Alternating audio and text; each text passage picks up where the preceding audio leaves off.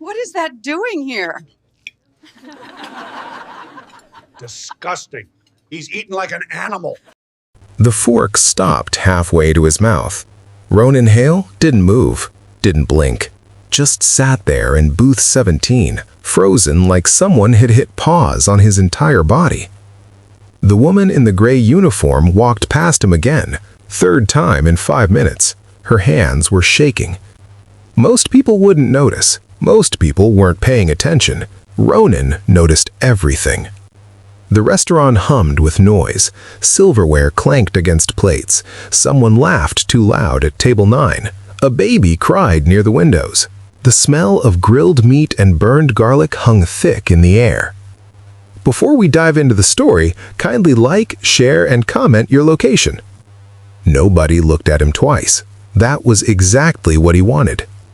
The charcoal jacket he wore came from a clearance rack, the kind that still had the plastic size sticker half peeled off when he bought it. His boots had scuff marks on the toes. His hair needed a trim 2 weeks ago. He looked like a man who worked construction, maybe drove a delivery truck, someone who counted hours until Friday and dollars until rent. Not someone who controlled $42 billion, not someone whose decisions could make entire cities rich or leave them gasping for survival. The hostess had barely glanced at him when he walked in. Booth or table? Booth. She pointed toward the corner without looking up from her screen. Her nails were bright pink, chipped on the edges. Server will be with you. She was already smiling at the next group, 4 men in tailored suits, loud voices, confident handshakes. They got the good booth, the one by the window. Ronan got the corner, the one next to the kitchen doors. Perfect. The server appeared 10 minutes later. What can I get you? Ronan didn't look at the menu. Ribeye, medium rare, just salt. The server's pen stopped mid-scribble. That's one of our pricier cuts. Ronan met his eyes, held them. That's okay. The server nodded and disappeared. Ronan leaned back, the vinyl booth squeaked under his weight. He let his gaze drift across the room. This wasn't about the steak. 3 weeks ago, a report landed on his desk, buried under graphs and projections and investor-friendly language. Most executives would have skimmed it, signed off, moved on. Ronan read every word. One line made him stop. Custodial services subcontractor operating at 18% below compliance standards. 18%. That number sat in his chest like a stone. Compliance standards weren't suggestions. They were the floor, the bare minimum, the line between treating people like human beings and treating them like equipment. 18% below meant something uglier. Unpaid overtime, cut corners, safety violations, people getting crushed at the bottom while executives celebrated at the top. Ronan had built Hale Dynamics on a promise. No exploitation, no shortcuts, no looking the other way. At least that's what the press releases said. But reports could lie. Metrics could be massaged. Numbers could be twisted until they said whatever someone wanted them to say. So Ronan did what his board would call reckless. He left the executive floor, left the corner office with the floor-to-ceiling windows and the view of the city skyline. He put on cheap clothes, walked out of his building without security, got in a car nobody would recognize. And he came here, 1 block from Hale Dynamics' largest regional facility, the place where contracts got signed, deals got celebrated, bonuses got toasted. Also the place where the people nobody saw worked until their bodies broke. The woman in gray passed his table again, slower this time. Her eyes flicked toward him, just for a second, then away. Ronan's pulse ticked up. She was afraid. Not of him, not exactly. Of something. Her hands gripped the cleaning rag so tight her knuckles went pale. She wiped a table that was already clean, moved a salt shaker that didn't need moving. She was stalling. Ronan picked up his water glass, took a slow sip, kept his face neutral, but his mind was racing. The kitchen doors swung open. A man stepped out. Tall, broad shoulders, expensive watch. smile that didn't reach his eyes. He scanned the dining room like a security camera. His gaze landed on the woman in gray. She flinched. Ronan saw it, the way her whole body tensed, the way she turned her back and started wiping the same spot over and over. The man's smile widened. He said something to another server, laughed, walked back into the kitchen. The woman exhaled. Ronan set his glass down. His jaw tightened. If the report was lying, someone here would know the truth. And if it wasn't lying, someone here was suffering. Ronan's phone buzzed in his pocket. He ignored it. It buzzed again, then a third time. Still ignored. His assistant knew better than to call unless the building was on fire. The board knew better than to bother him after hours. Investors knew better than to expect immediate answers. But they all forgot one thing. Ronan Hale didn't answer to anyone. He built Hale Dynamics from nothing, a one-room office in a building that smelled like mildew and regret. No investors, no safety net, just him, a laptop, and an idea that everyone said would fail. Logistics infrastructure wasn't sexy. It didn't make headlines. It didn't get you on magazine covers. But it made the world run. Every product that showed up at your door, every supply chain that kept grocery stores stocked, every system that made sure hospitals got medicine and factories got parts. Hale Dynamics built the roads nobody saw, the networks nobody thought about, until they stopped working. Ronan had spent 15 years making sure they never stopped. And in those 15 years, he made a promise to himself. Never become the kind of man who forgot where he came from. Never let the money turn him into someone who looked past suffering because it was inconvenient. Never let the empire erase the human cost. But empires had a way of getting heavy. The bigger Hale Dynamics grew, the harder it became to see the people at the bottom. Thousands of employees, tens of thousands of contractors, hundreds of thousands of people whose lives depended on decisions made in boardrooms they'd never enter. Ronan tried to stay close, tried to read every report, tried to visit facilities unannounced, but there were only so many hours in a day, and people who wanted to hide things got very good at hiding them. 3 weeks ago, that illusion shattered. The compliance report came through standard channels, quarterly audit, routine review. Ronan almost didn't read it. His CFO had already summarized it. All green, minor adjustments recommended, no action required. But something made him open the full document. Habit, paranoia, instinct. Page 47. Buried under a section titled Operational Efficiency Metrics. One line.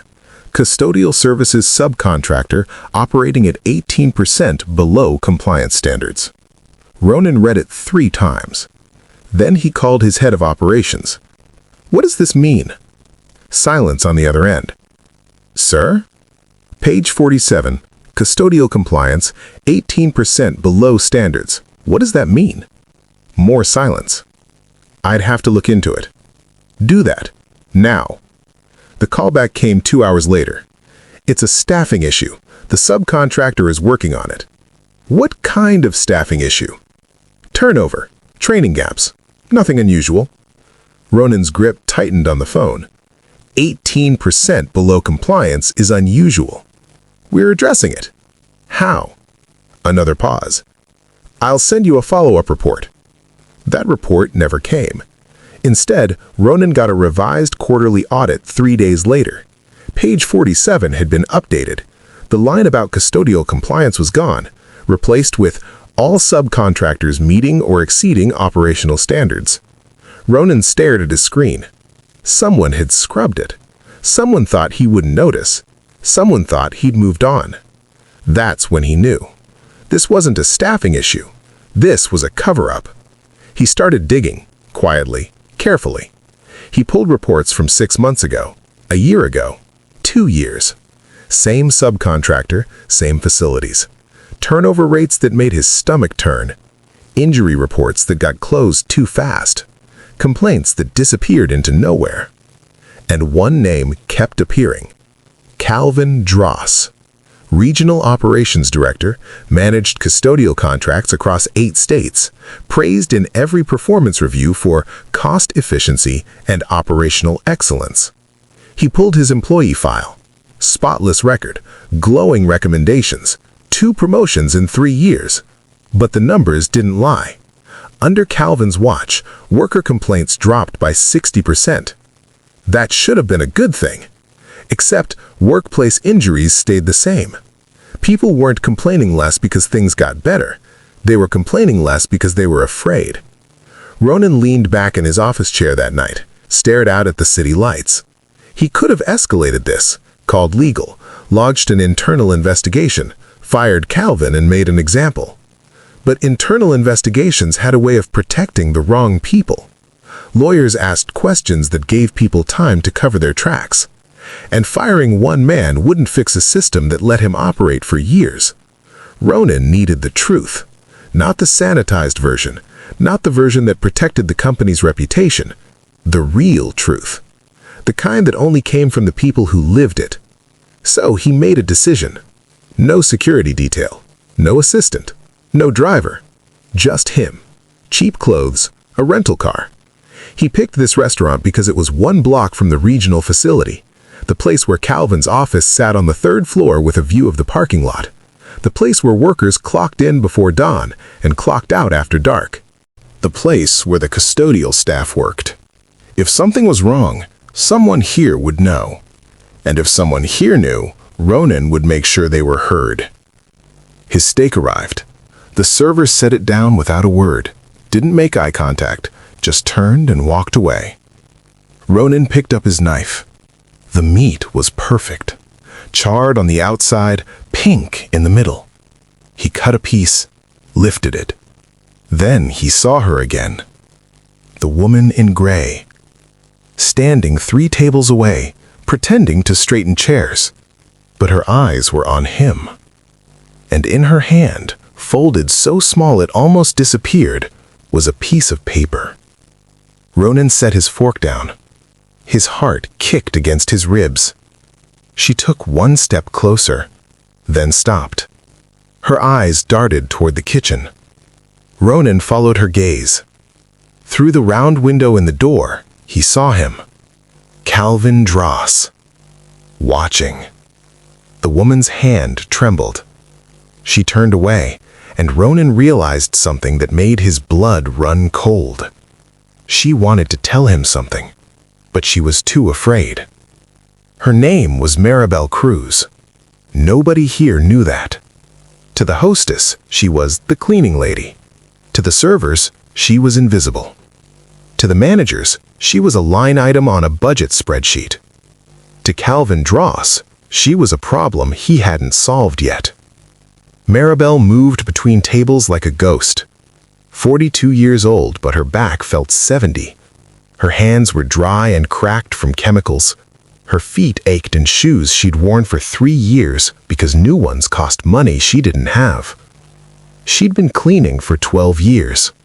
Restaurants, office buildings, warehouses, hotel lobbies.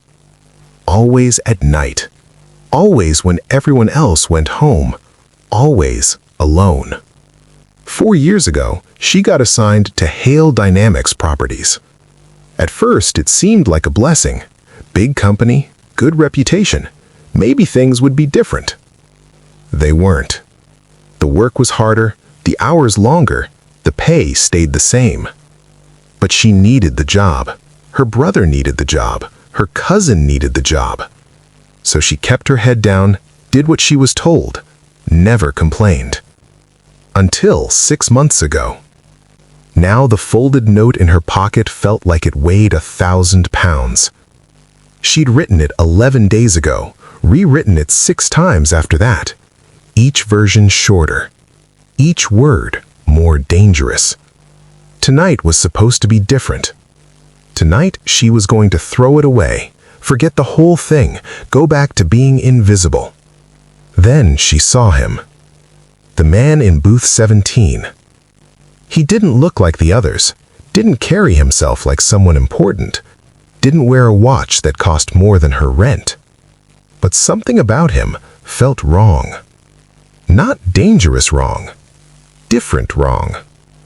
She'd cleaned enough offices to recognize power. It had a smell, a texture, a weight in the air.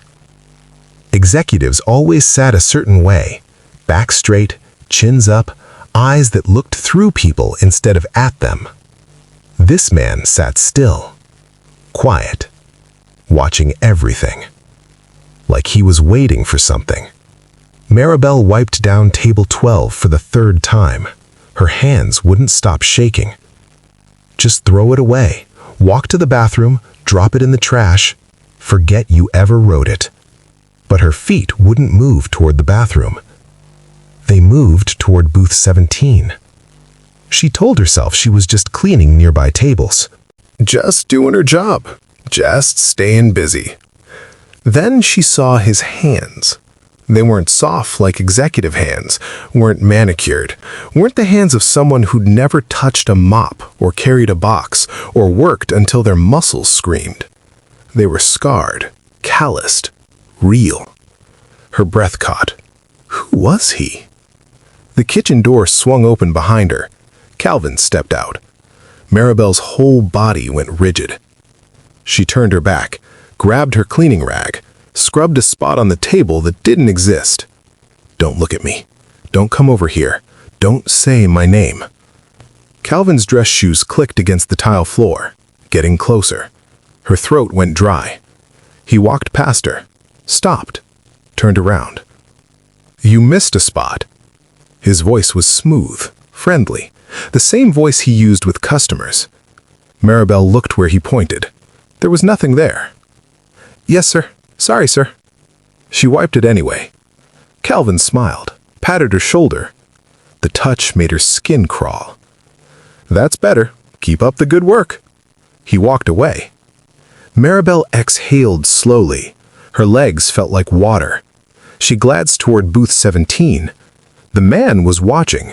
Not Calvin, not the kitchen, not his food. Her.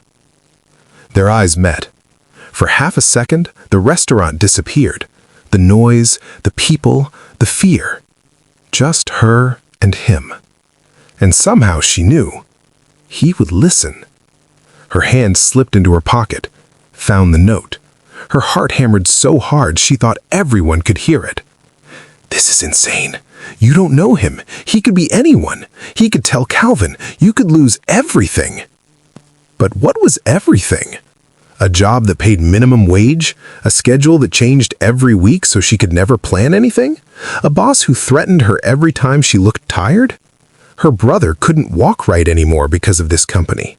Her cousin quit after Calvin made her work a double shift while she had the flu. 3 other cleaners she knew just stopped showing up. No explanations, no goodbyes. Just gone. And nobody asked questions. Maribel took one step toward booth 17, then another. Her hand gripped the note so tight it started to tear. The man cut into a steak, slow, methodical, like he had all the time in the world. She stopped beside his table, pretended to wipe crumbs that weren't there. He looked up. His eyes weren't cold, weren't calculating. They were tired, just like hers. Maribel's hand moved before her brain could stop it. She set the note down under his plate. So small, so quiet. Then she leaned close, whispered 6 words. Please read before they stop you. She walked away, didn't look back, didn't breathe. Her hands shook so violently she had to grip the edge of a chair to steady herself. What did I just do? Behind her, she heard the man unfold the paper, and Maribel knew there was no going back. Calvin Dross learned a long time ago that fear was cheaper than respect. Respect required effort, consistency, treating people like they mattered. Fear just required a smile and a threat. He stood in the kitchen doorway, watched the dining room like a hawk watching mice. Everything had to be perfect. Everything had to run smooth. Everything had to look good. That's what corporate cared about, appearances. Nobody upstairs wanted to hear about problems. They wanted graphs that went up, costs that went down, efficiency reports that made them look smart in boardroom meetings. Calvin gave them exactly that. It didn't matter how. He'd been with Hale Dynamics for 6 years, started as a site manager, got promoted twice. Now he ran custodial operations for 8 states, 43 facilities, 217 workers. Well, 217 on paper. Real number was closer to 190. People quit all the time, got hurt, disappeared, stopped showing up. Calvin didn't replace them right away. Why would he? Fewer workers meant lower costs. The ones who stayed just worked harder to pick up the slack. And if they complained, there were always more people desperate enough to take their place. Calvin ran his operation like a machine. No waste, no inefficiency, no room for weakness. Workers clocked out at the end of their shift, then kept working, off the clock, unpaid. If they refused, their hours got cut the next week. Injuries happened, machinery malfunctioned, people got hurt. Calvin closed the reports fast. Worker error, every time. Simple, clean. No investigations, no liability, no questions. And if someone pushed back, Calvin had a conversation with them. Friendly, professional. Reminded them how hard it was to find work these days, how many people would love to have their job, how unfortunate it would be if their immigration status got reviewed. Most people got the message. The ones who didn't, they stopped getting scheduled. Simple. Calvin smiled at a server carrying a tray of drinks, checked his watch, almost 9. The evening rush was dying down. Time to do a final walkthrough, make sure everything was locked up, make sure nobody was lingering, make sure nobody was talking. He pushed through the kitchen doors, scanned the dish pit, the prep area, the storage room. One of the younger cleaners was hauling trash bags twice her size. Calvin watched her struggle, didn't offer to help. "Finish up and clock out," he said. She nodded, didn't look at him. Good. He walked back into the dining room. That's when he saw her, Maribel, standing too close to booth 17. Calvin's smile tightened. Maribel was a problem, not because she was bad at her job. She was one of the best, fast, thorough, quiet. But she asked questions about schedules, about pay, about why her brother's injury report got closed so fast. Calvin had shut her down, politely, firmly.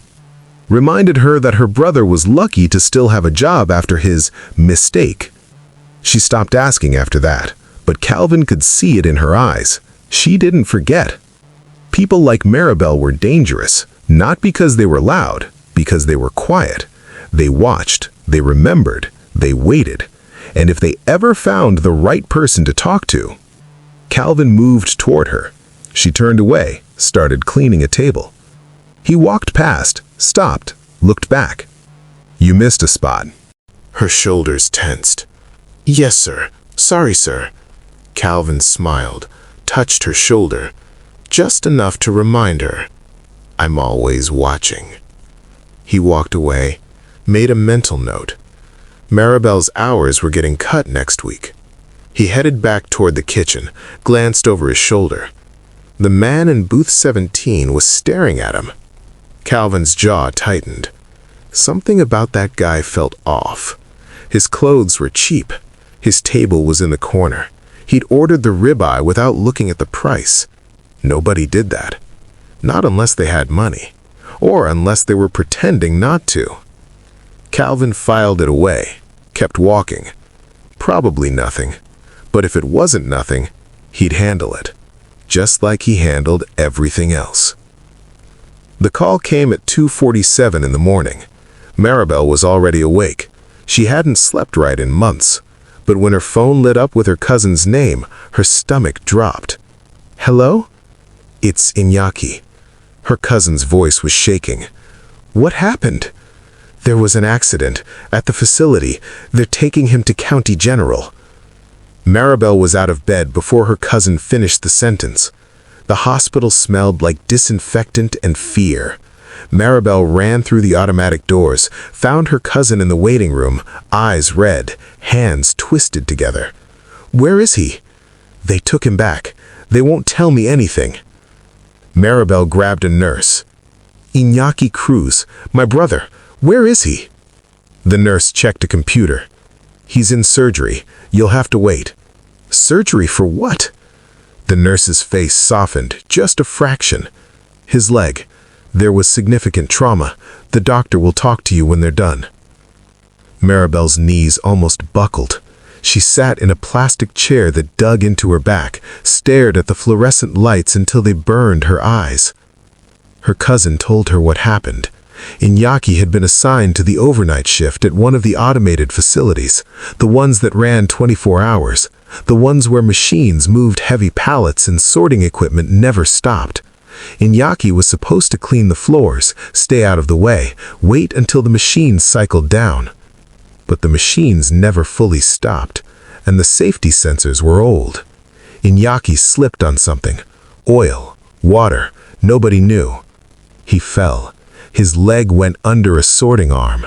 The sensor didn't trigger. The machine kept moving. By the time someone hit the emergency stop, the damage was done. Maribel sat in that waiting room for 4 hours. When the doctor finally came out, his face told her everything. "We saved the leg, but the damage to the bone and tissue was severe. He'll need months of physical therapy, maybe longer." "Will he walk again?" The doctor hesitated. "We'll do everything we can." That wasn't an answer. Maribel went back to see him. Iñaki looked small in the hospital bed, tubes and wires everywhere, his face gray with pain even through the medication. "I'm sorry," he whispered. Maribel grabbed his hand. "Don't. This wasn't your fault." "Calvin said." Her blood went cold. "Calvin was here?" Iñaki nodded. "He came by an hour ago, said the company was investigating, said it looked like I didn't follow safety protocols." Her grip tightened. "That's not true." "He said I might have been on my phone, said there were witnesses." "You weren't on your phone, I know. But he said if I cooperate with the investigation, if I don't make trouble, they'll help with the medical bills." Maribel's throat burned. "And if you don't cooperate?" Iñaki looked away. He didn't say it like that, but I understood. The next day, Maribel went to the facility. She needed to see the incident report, needed to know what they wrote. She wasn't allowed inside. Security stopped her at the door. "Employee access only." "I'm an employee." "Not at this facility." She tried calling the main office, got transferred 4 times, finally reached someone in HR. "We can't discuss ongoing investigations." "He's my brother." "I understand, but it's company policy." "Can I at least see the incident report?" "Those are internal documents." Maribel hung up. 2 days later, the report was finalized. Worker error. Iñaki Cruz failed to follow established safety protocols. No company liability. Case closed. Maribel read it 3 times. Then she threw up in the bathroom. Calvin called her that afternoon. "I heard about your brother. Terrible accident." His voice was silk over glass. "It wasn't an accident." "The investigation says otherwise." "The investigation is wrong." Silence. Then Calvin's voice dropped. Just enough. "Maribel, I know you're upset, but making accusations won't help anyone. Your brother needs medical care. That's expensive. The company is willing to assist if everyone stays professional." Professional. Yes. No lawyers, no complaints, no drama. Just focus on his recovery. Maribel's hand shook around the phone. "And if I don't stay professional?" "Then we'll have to reevaluate your employment, and your brother's, and anyone else in your family who works for us." The line went dead. Maribel sat on her kitchen floor, stared at the phone, felt something inside her crack. Not break. Crack. She'd spent 12 years being quiet, being invisible, taking whatever they gave her. And where did it get her? Her brother couldn't walk. Her cousin was too scared to speak. Her coworkers disappeared one by one. And Calvin Dross smiled through all of it. That night, Maribel pulled out a piece of paper, started writing, crossed it out, started again. 3 sentences, that's all. 3 sentences that could cost her everything. But staying silent was costing her more. She folded the note, put it in her pocket, and waited for the right moment. 6 months later, sitting in a restaurant 1 block from hell, that moment finally came. Maribel's hand wouldn't stop shaking. She gripped the edge of a table 3 feet from booth 17. Her cleaning rag sat bunched in her fist. Useless. She wasn't cleaning anything. She was deciding whether to run. The note was out there now, on his table, under his plate. 3 sentences that could destroy her life. What if he shows Calvin? What if he's friends with Calvin? What if this was all a mistake? Her legs felt like they were filled with sand. The man hadn't moved yet, hadn't called anyone over, hadn't done anything except sit there with his fork halfway to his mouth, like he'd frozen. Maribel forced herself to move, 1 table over, wiping down chairs nobody had sat in, straightening salt shakers that were already straight.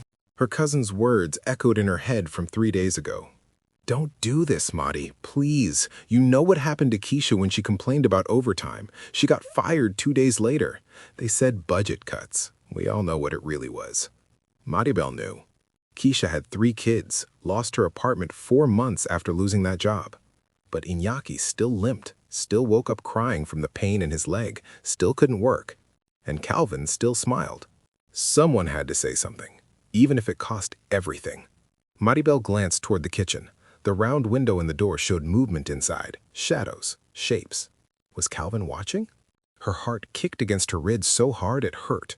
She moved to another table, closer to the front doors, closer to an exit, just in case. Behind her, she heard the sound of paper unfolding. She didn't turn around, couldn't. Her whole body felt like it might shatter. A server rushed past carrying a tray of drinks, nearly knocked into her. "Watch it," he muttered. Maribel stepped aside, apologized even though it wasn't her fault.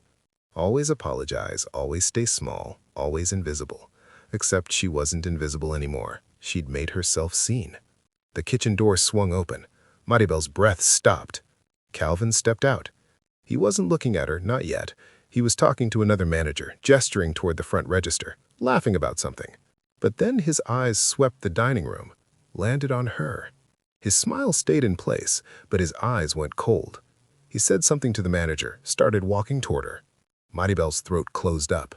She turned her back, scrubbed a spot on the table that didn't exist, scrubbed harder, faster. Calvin's footsteps got closer. She could smell his cologne. Expensive, too strong. "Maribel?" His voice was friendly, light. She forced herself to turn around. "Yes, sir?" Calvin's smile widened. He gestured toward the far corner of the restaurant. "When you're done here, the restrooms need attention. Someone said the soap dispenser in the women's room is empty." "Yes, sir." He didn't leave, just stood there, watching. "You doing okay tonight? You seem distracted." Maribel's pulse hammered in her ears. "I'm fine, just tired." "We're all tired." Calvin's hand reached out, patted her shoulder, the same way he always did, like he owned her. "Get some rest after your shift. We need you sharp tomorrow." He walked away. Maribel exhaled slowly. Her legs were trembling so badly she had to lean against the table. She risked a glance toward booth 17. The man was reading the note. His face had gone completely still. Then he looked up, straight at her. Their eyes locked, and in that moment, Maribel saw something she hadn't seen in 6 months. Anger. Not at her, for her. The man folded the note carefully, slipped it into his jacket pocket, picked up his knife and fork, cut another piece of steak, like nothing happened. But everything had changed. Maribel could feel it. She grabbed her cleaning supplies, walked toward the restrooms on legs that barely held her. Behind her, the restaurant kept moving. Conversations continued. Silverware clinked. Someone ordered dessert. but Maribel felt like the world had just tilted sideways. She pushed through the restroom door, set her supplies down, gripped the edge of the sink, stared at her reflection. Her eyes were red. Her face looked older than 42. Her hands were still shaking. What did I just do? The door opened behind her. Maribel spun around. A customer, middle-aged woman, didn't even look at her. Maribel picked up her supplies, checked the soap dispenser. It was full. Calvin had sent her back here for no reason. Just to remind her, I'm watching. When she came back out, booth 17 was empty. The plate was gone. The steak was gone. The man was gone. Maribel's heart sank. He left. He read the note and he left. He's probably calling Calvin right now. I'm done. I'm so done. Then she saw it. On the table where the man had been sitting. A $20 bill, folded in half, with something written on it in pen. Maribel looked around. Nobody was watching. She moved closer, picked up the bill, unfolded it. 4 words written in neat handwriting. I believe you. Stay safe. Maribel's eyes filled with tears. She clutched the bill against her chest. For the first time in 6 months, she wasn't alone. Ronan stood outside the restaurant. The night air was cold, sharp. It cut through his cheap jacket and reminded him he was still human, still capable of feeling, still capable of rage. He'd read the note 4 times before folding it and putting it in his pocket. 3 sentences. That's all it took to confirm everything he'd feared. You don't know what your company is doing at night. People are getting hurt. They already silenced one of us. Ronan's company. His name on the buildings. His signature on the paychecks. His promises in the press releases. And under it all, this. He pulled out his phone, dialed a number he had memorized but rarely used. It rang twice. This is Danielle. Danielle Okafor, his head of legal, the only person on his executive team who'd ever told him no to his face. He trusted her completely. I need something done quietly. How quietly? Nobody can know I'm asking. Not the board, not operations. Nobody. Silence on the other end. Then, what do you need? Pull the full employment file for Calvin Dross, Regional Operations Director, 8-state custodial contract oversight. I know who he is. I need every performance review, every complaint ever filed against him, every incident report he's closed. Everything. That'll take time. You have until morning. More silence. Ronan, what's going on? He looked back at the restaurant, saw Maribel through the window, saw her gripping the edge of a sink in the bathroom doorway, saw her fear. Something I should have caught a long time ago. Are we talking legal exposure? We're talking about people getting hurt on our watch and someone covering it up. Danielle's voice went sharp. I'm on it. The line went dead. Ronan put his phone away, took one more look at the restaurant, then walked to his car. He didn't go home. He drove to the Hale Dynamics regional facility, the one a block from the restaurant. The building was dark, except for security lights. The parking lot was empty except for a few overnight vehicles. Ronan parked across the street, watched. At 11:34 p.m., a van pulled up to the service entrance. 8 people got out, all wearing the same gray uniforms, all carrying cleaning supplies. They moved quickly, heads down, no talking. One of them was limping. Ronan's jaw tightened. He watched them disappear inside, pulled out his phone again. This time he called someone else. Marcus, it's Ronan. Marcus Webb, head of internal compliance, former federal investigator. The man Ronan hired specifically because he couldn't be bought. It's almost midnight. I know. I need you to do something for me. First thing tomorrow morning. What? Unannounced audit of the custodial contract for the regional facility on 7th Street. That's Calvin Dross's operation. I know. He's not gonna like that. I don't care what he likes. Marcus was quiet for a moment. What am I looking for? Violations, any and all. Payroll discrepancies, safety reports, injury logs, workers clocking out but still on site, anything that doesn't match the official records. You think he's dirty? I know he is. I just need proof. You got a source? Ronan thought about Maribel, about the terror in her eyes, about the note that was currently burning a hole in his pocket. Yeah, I've got a source.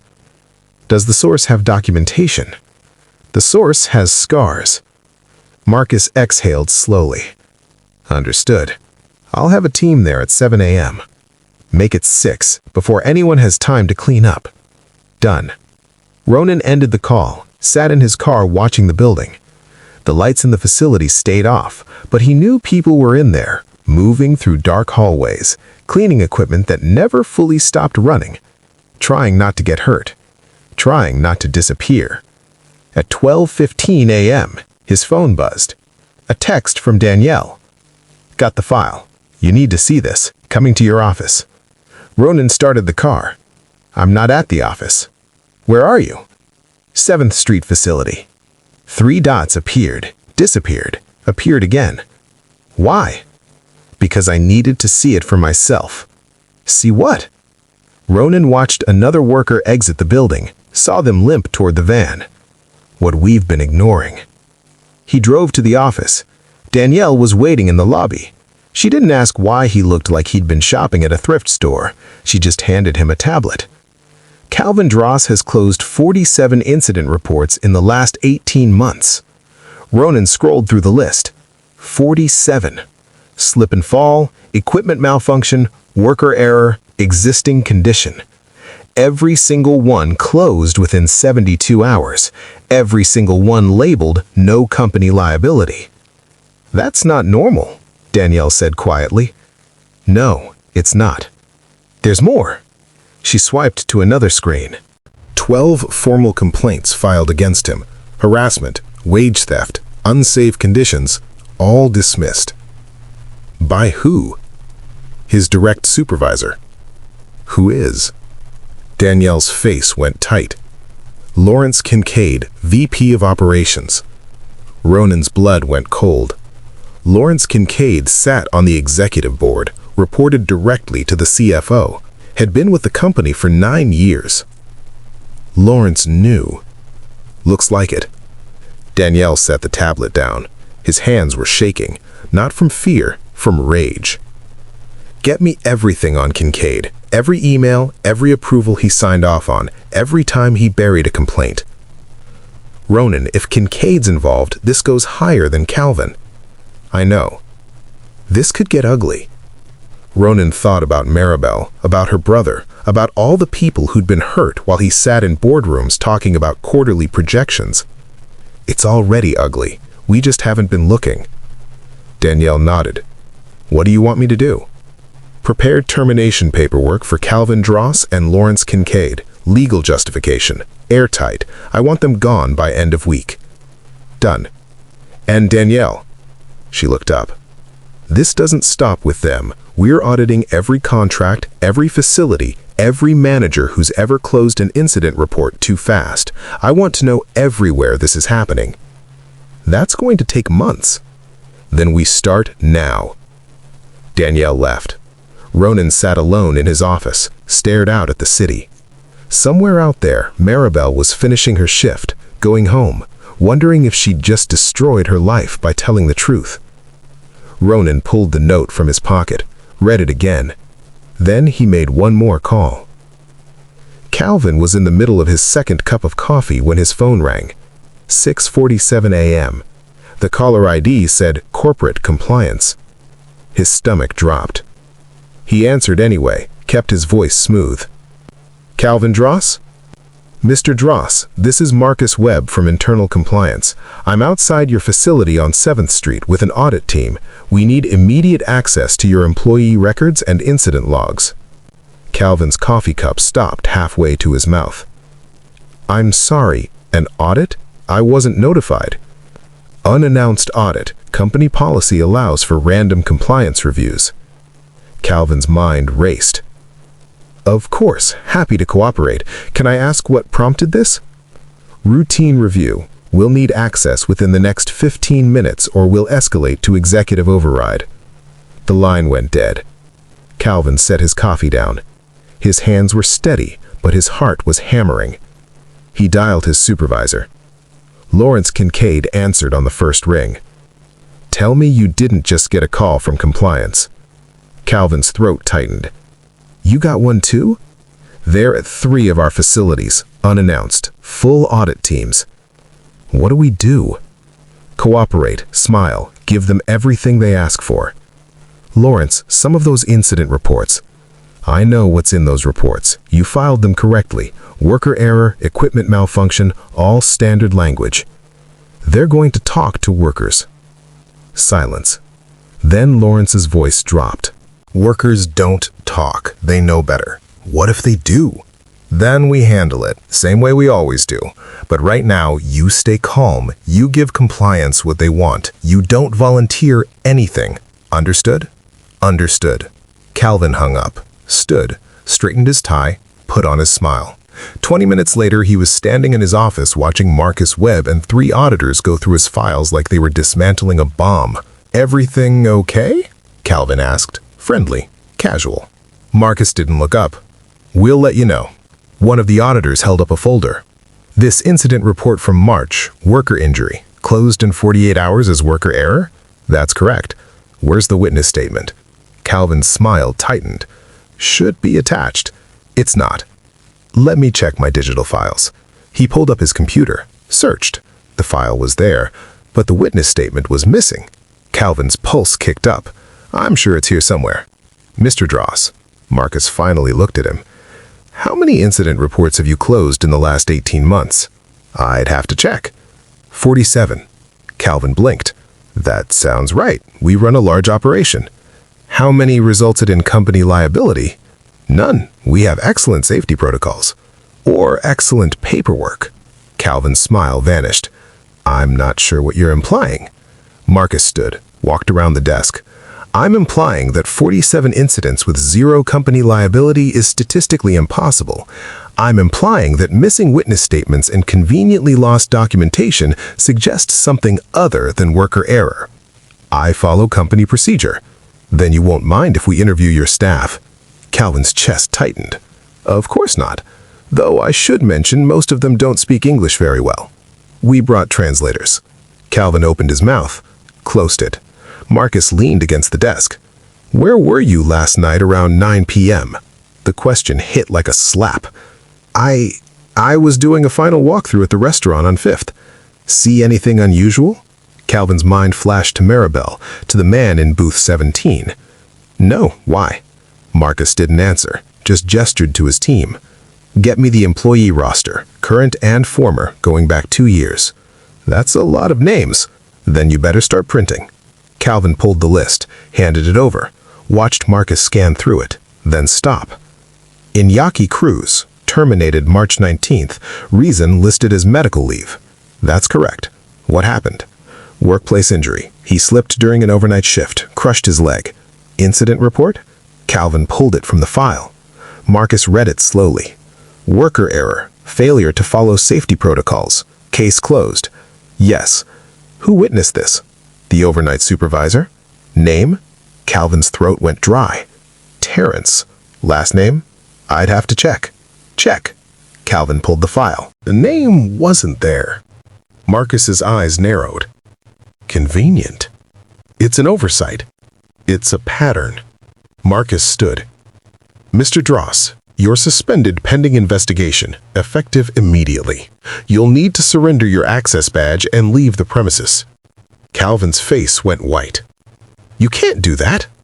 I absolutely can, and if you refuse, I'll have security escort you out. Calvin's hands clenched into fists. Then he forced them open, put his badge on the desk, and walked out. But not before pulling out his phone, sending one text to Lawrence. They know. 3 blocks away, in the restaurant kitchen, Maribel's phone buzzed. Unknown number. She almost didn't answer, but something made her pick up. Hello? A man's voice, calm, professional. Is this Maribel Cruz? Her heart stopped. Who's asking? My name is Marcus Webb. I'm with Hale Dynamics Internal Compliance. I'd like to ask you a few questions about your employment. Maribel's hand started shaking. I didn't do anything wrong. I know. That's why I'm calling. You're not in trouble, but I think you might have information that could help us. Maribel looked around the empty kitchen. I can't talk here. I understand. Can we meet somewhere? Somewhere you feel safe? Maribel thought about the note, about the man in booth 17, about Calvin's suspension that she didn't know about yet, about the choice she made 6 months too late. There's a coffee shop on 9th Street. I get off at 3. I'll be there. The line went dead. Maribel stood in the kitchen, staring at her phone. For the first time in years, she felt something she'd forgotten existed. Hope. The coffee shop smelled like burnt espresso and old pastries. Maribel sat in the corner booth, hands wrapped around a cup she hadn't touched. Marcus Webb walked in at 3:07 p.m. Tall, professional, kind eyes. He sat across from her without asking. Thank you for meeting me. Maribel didn't say anything. Marcus pulled out a folder, set it on the table. I'm going to be honest with you. We're investigating multiple violations across our custodial contracts. Wage theft, safety violations, fraudulent incident reports. Maribel's throat tightened. Am I in trouble? No, but I think you know things we need to hear. I don't know anything. Marcus opened the folder, pulled out a paper. The incident report from Inyaki's accident. Maribel's heart caught. Your brother, Inyaki Cruz, March 19th, overnight shift at the automated facility. That was ruled worker error. I know what it was ruled. I'm asking what actually happened. Maribel stared at the report, at the lies typed in neat rows, at her brother's name reduced to a case number. He didn't do anything wrong, she whispered. Tell me. And she did. She told him about the machines that never stopped, about the sensors that didn't work, about Inyaki slipping on something that should have been cleaned up but wasn't because they were understaffed. She told him about Calvin showing up at the hospital, about the threats disguised as help, about the report that appeared 2 days later blaming Inyaki for his own injury. She told him about the other workers, about Keisha who complained and got fired, about the overnight shifts where people worked off the clock because they were too afraid to refuse. She told him everything, and Marcus wrote it all down. When she finished, her coffee was cold and her eyes were red. Marcus closed his notebook. You're very brave. I'm terrified. I know, but what you just told me is going to help a lot of people. Calvin's going to know it was me. Calvin's suspended, as of this morning. Maribel's head snapped up. What? He's been removed from his position pending investigation. He won't be back. And Lawrence? Marcus's eyes sharpened. You know about Lawrence Kincaid? Everyone knows. He's the one who makes things disappear. Marcus leaned forward. Tell me about Lawrence. Maribel did. She told him about the complaints that vanished, about workers who tried to report violations and got reassigned to worse shifts, about the time someone tried to contact corporate and their phone records were pulled. She told him about the system designed to protect men like Calvin and Lawrence, about the machine built to crush people like her. When she finished, Marcus sat back. This goes higher than I thought. How high? I don't know yet, but we're going to find out. He stood, handed her a card. If anyone contacts you, if anyone threatens you, if anything happens, you call me directly. Maribel took the card. What happens now? Now we build a case and we make sure people are held accountable. Nobody's ever been held accountable before. Marcus's face was stone. They will be this time. He left. Maribel sat alone in the coffee shop, stared at the card, at the words printed across the front. Hale Dynamics, Internal Compliance, Marcus Webb. For the first time in 6 months, she let herself believe it might actually be over. 3 days later, the announcement came. Calvin Dross, terminated for gross misconduct and violation of company ethics policies. Lawrence Kincaid, terminated for failure to report safety violations and obstruction of internal investigations. The email went to every employee, every contractor, every facility, and it included a hotline number for anyone with information about workplace violations, for anyone who'd been silenced, for anyone who wanted to speak. Maribel's phone rang 4 times that day. Other workers, people she'd worked with, people she'd never met, all saying the same thing. I want to talk. Within a week, Marcus had 17 formal statements. Within 2 weeks, 34. The investigation spread to other facilities, other contracts, other regions, and every single thread led back to the same thing, a system that protected profit over people, until someone finally looked. Maribel went back to work. Different facility, different shift, same gray uniform. But something had changed. The other workers knew what she'd done, and when she walked past, they nodded. One woman touched her arm. "Thank you," she whispered. Maribel didn't know what to say, so she just nodded back. That night, her phone rang. Unknown number again. She answered. "Maribel Cruz?" "Yes." "This is Ronan Hale." Her breath stopped. "I wanted to thank you personally. What you did took extraordinary courage." Maribel's eyes filled with tears. "I was just tired of being quiet." "A lot of people are going to benefit from your bravery, including your brother." "My brother?" "We're reviewing every injury case that was closed improperly, including his. If the findings support your account, the company will cover his medical expenses and provide compensation." Maribel couldn't speak. "Ms. Cruz?" "I'm here." "I'm sorry this happened. I'm sorry it took so long to fix, but I promise you, we're going to make this right." The line went quiet. Then Maribel's voice, barely a whisper. "Thank you." Ronan hung up, sat in his office, stared at the note still sitting on his desk. 3 sentences that changed everything. "You don't know what your company is doing at night. People are getting hurt. They already silenced one of us. Not anymore." Ronan stood at the window of his office. The city stretched out below him, lights just starting to flicker on as the sun dropped behind the buildings. It had been 3 weeks since Calvin was fired, 2 weeks since Lawrence was escorted out by security, 1 week since the board emergency meeting where Ronan made it very clear that things were going to change. Some of them fought him, argued that the public scrutiny would hurt the stock price, that the investigations were expensive, that cleaning house would create instability. Ronan had looked each of them in the eye. "Then clean house we will. Anyone who has a problem with that can resign." 3 board members did. Good riddance. The investigations were ongoing. Marcus and his team had uncovered violations at 14 facilities across 6 states. Wage theft, safety violations, falsified records, and every single person responsible was being held accountable. Ronan made sure of it. But tonight, something else was bothering him. His phone buzzed on the desk. Unknown number. He almost didn't answer, but something made him pick up. Silence on the other end. Then a voice. Distorted, mechanical. "Mr. Hale." Ronan's spine straightened. "Who is this?" "Someone who knows what you've been doing." "I'm doing my job." "You're making noise. Noise gets attention. Attention gets people hurt." Ronan's jaw tightened.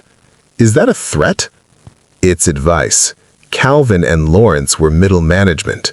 You think this stops with them?" "It stops with whoever's responsible."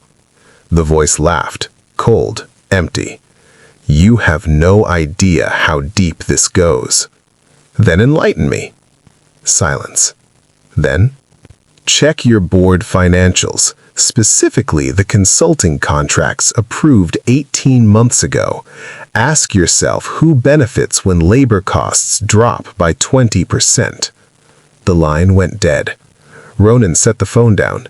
His hands were shaking. He pulled up the financial records, filtered by consulting contracts, 18 months ago. 3 contracts appeared, all approved by the CFO, all with the same firm, Kincaid Consulting Group. Ronan's blood went cold.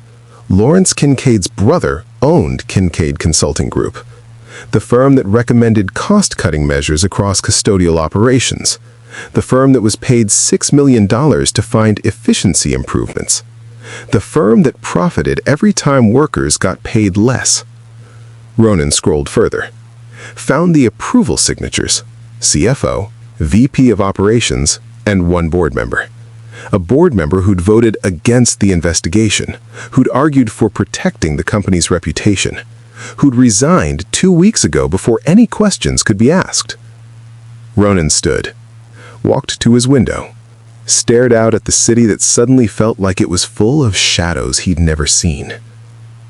This wasn't just Calvin and Lawrence. This was organized, calculated, built into the system from the top down. And whoever was on the other end of that phone call knew he was getting close. His office door opened. Danielle walked in without knocking. "We have a problem." "Just one?" She didn't smile. "Marcus just called. One of the workers he interviewed last week didn't show up for her shift tonight. Her supervisor said she quit. No notice, no explanation." Ronan's stomach dropped. "Who?" "Shanice Williams, night shift cleaner. She gave a statement about being forced to work off the clock." "Have we contacted her?" "Phone's disconnected. We sent someone to her apartment. Landlord said she moved out 3 days ago." Ronan turned to face her. "She didn't quit." "I know. Someone got to her." Danielle nodded. "We need to protect the other witnesses." "Already in progress. But Ronan, if they're willing to disappear witnesses, this is bigger than we thought." Ronan walked to his desk, picked up his phone, showed her the call log. "I know." Danielle's face went pale. "They called you directly?" "Whoever they are, they're watching, and they're not afraid." "What do we do?"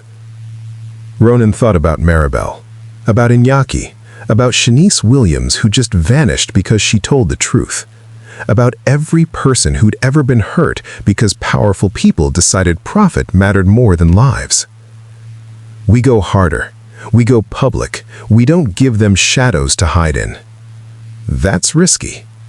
More risky than letting this continue? Danielle was quiet for a moment. Then she nodded. "I'll draft a statement. Make it clear. We're investigating corruption at the highest levels. We're cooperating with authorities. And we're protecting our workers." "That's going to make you a target." "I'm already a target." Danielle left. Ronan sat alone in his office. His phone buzzed again. Text message. Unknown number. He opened it. 1 sentence. "If you think this ends with Calvin, you're already too late." Ronan stared at the message. Then he stood, grabbed his jacket, and for the first time in years, the billionaire felt something he'd almost forgotten. Fear. Not for himself, for everyone who'd trusted him to make this right. He walked out of his office, into an elevator that dropped 42 floors, out onto a street that was dark and cold, and full of people who had no idea what was happening in the buildings above them. And Ronan realized something that made his blood run ice cold. The real fight hadn't even started yet. The people who built this system were still out there, still watching, still waiting. And they weren't going to let him tear it all down without a war. He pulled out his phone, dialed Marcus. "We need to talk, now." "What happened?" "Everything we found so far, it's just the surface." Ronan looked up at the Hale Dynamics building, at his name in steel letters 40 stories high, and he made a choice. "We're going all the way, no matter who it takes down." Marcus was quiet for a moment. "Even if it's someone on your board?" especially if it's someone on my board. Ronan ended the call, stood on the sidewalk, and the message on his phone burned like a brand. If you think this ends with Calvin, you're already too late. Maybe he was too late. Maybe the corruption ran so deep it couldn't be cut out. Maybe this fight was already lost. But Maribel hadn't given up. She'd folded a piece of paper, slipped it to a stranger, risked everything. The least Ronan could do was fight back, even if it cost him everything he'd built. He walked to his car, got in, started the engine, and drove into the night, not knowing what came next, only knowing one thing for certain. This story wasn't over. Not even close.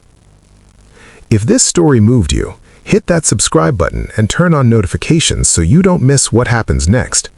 Justice isn't just a story, it's a fight, and your voice matters. Drop a comment with your thoughts and let's inspire each other to never stop speaking truth to power. More stories that shake the system are coming to this channel. Be part of the movement.